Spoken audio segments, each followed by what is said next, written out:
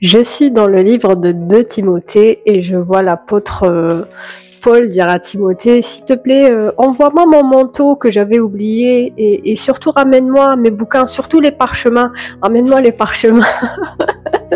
Et je me suis dit, c'est des problèmes du quotidien que les apôtres ont eu. Par exemple, dans un autre endroit, on trouve Barnabas et Paul se disputer au point où ils sont obligés de se séparer en fait. Se séparer, chacun va aller faire son ministère dans une autre ville que l'autre, alors qu'ils sont censés être en binôme de base. Et dans un autre endroit encore, là c'est dans Actes des Apôtres, non, c'est dans les évangiles, vers la fin, on voit que Pierre par exemple,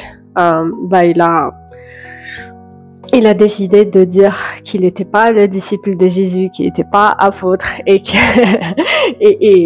en fait, il était tellement gêné qu'il est revenu vers son premier métier, qui était la pêche. Il était pêcheur. Et Jésus, bien sûr, vient le récupérer. Mais ce que je veux dire à travers tout ça, c'est que l'Église primitive, la première Église, a eu aussi nos problèmes du quotidien.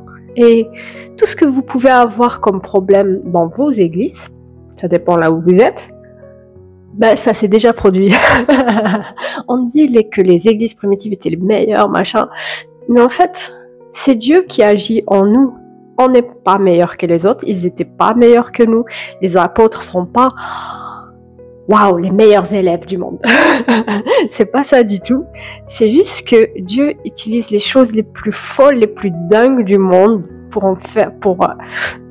pour que les gens censés être intelligents soient qu'est-ce qui se passe, tu vois. Pourquoi? Parce il veut pas qu'on croie que c'est grâce à notre intelligence, parce que c'est Dieu qui est super intelligent. J'avais envie de te parler de ça pour que si tu penses que, je sais pas, loin de moi de vouloir dénigrer les pasteurs ou un truc comme ça, mais si tu crois que ton pasteur est juste parfait, qui doit montrer l'exemple, c'est vrai, mais il est un être humain comme les autres. Et c'est juste Dieu, il faut que tu vois les fruits, il faut que tu vois Dieu agir en cette personne-là. Voilà. On est vendredi, c'est la fin de la semaine, et je voudrais te souhaiter une bonne fin de semaine et un bon week-end. Ça veut pas dire que j'arrête YouTube. Oh là là. Ça veut juste dire que je voudrais prier pour toi, pour que tu sois béni. Et là, c'est le lundi de Pâques qui vient.